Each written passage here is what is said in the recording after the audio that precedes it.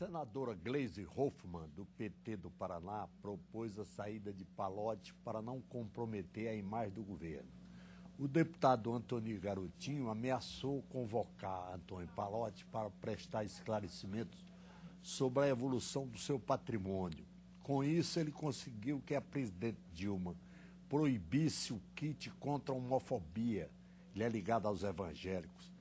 Agora, o caso Pallotti usa o caso Pallotti para exigir a votação da emenda que aumenta o piso salarial de policiais e bombeiros. Para debater esses e outros temas da atualidade, convidamos os deputados Eduardo Azeredo, do PSDB de Minas Gerais, e Ricardo Berzoini, do PT de São Paulo. Deputado Eduardo Azeredo, como é que o senhor vê esses fatos aí se desenrolando à sua frente? Veja bem, o ministro Pallotti é uma figura respeitada, ele teve um papel muito importante, principalmente no início do governo Lula, em que ele realmente deu seguimento a uma política econômica que vinha dando certo. Garantiu estabilidade. Agora, ele é um cidadão como qualquer cidadão brasileiro. Nesse caso específico, o PSDB tem procurado não fazer um julgamento prévio, mas ele está devendo realmente explicações. Essa questão da confidencialidade, isso realmente fica mal explicado. Isso é que me parece que está faltando uma explicação dele. É evidente que ele tem um potencial, um conhecimento que pode ser muito bem remunerado, sim, nas suas consultorias. Mas o valor de 10 milhões em apenas 2 meses é que realmente fica um pouco estranho. Daí, eu acredito que essa continuidade do problema. É um ganho extraordinário. Sim, é muito elevado, sim, para um período desse, um período que ele estava, inclusive, organizando um novo governo, participando da organização. Aí ele levanta essa suspeita de tráfico de influência. Eu volto a dizer, é uma suspeita. Ele tem realmente o direito da defesa, ele tem o direito de que seja realmente respeitada a sua história, mas ele está devendo realmente uma explicação sobre essa questão realmente que sai um pouco fora da normalidade dos valores das consultorias. Deputado Ricardo Berzoini, o senhor como é que vê essas suspeições que são lançadas ao ex-ministro Antônio Pallotti, aliás, ao ministro Antônio Pallotti, chefe da Casa Civil, né? O ministro ocupa um cargo importante e isso chama atenção para ele. Obviamente, se fosse talvez um ministro de uma pasta menos central no governo, teria algum outro tipo de tratamento da mídia e da oposição.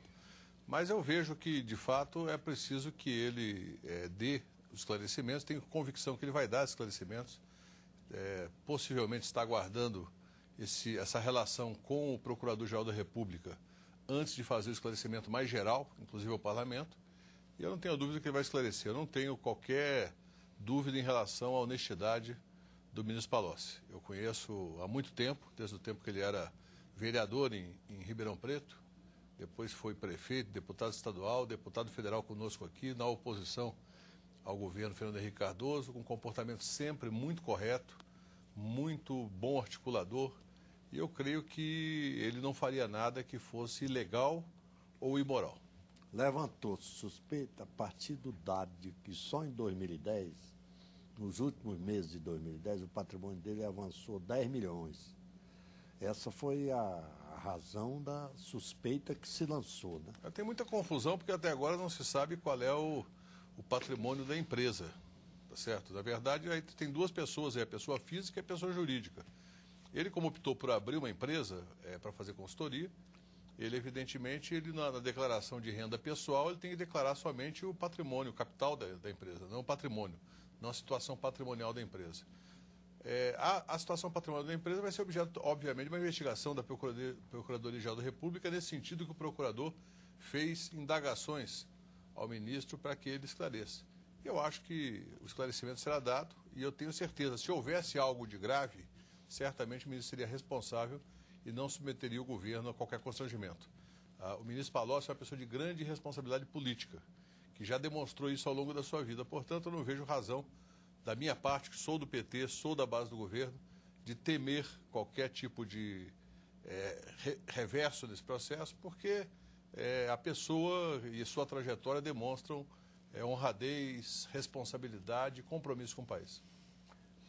O senhor acha, o deputado Eduardo Azeredo, o senhor acha que só esses fatos, essas suspeições, justificariam a convocação do ministro Sim, Pallotti ao Congresso para prestar esclarecimentos sobre a evolução do seu patrimônio? já são, na verdade, quase 20 dias que o assunto foi levantado. E o esclarecimento não veio ainda. Então, realmente...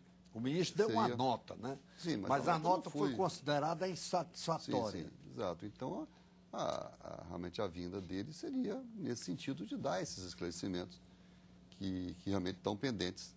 Né? Então, não somos nós da oposição, não somos nós da oposição que estamos levantando. Veja que são membros do próprio governo, da própria base de apoio do governo, que têm levantado, ou parlamentares do próprio PT, que estão também incomodados com essa...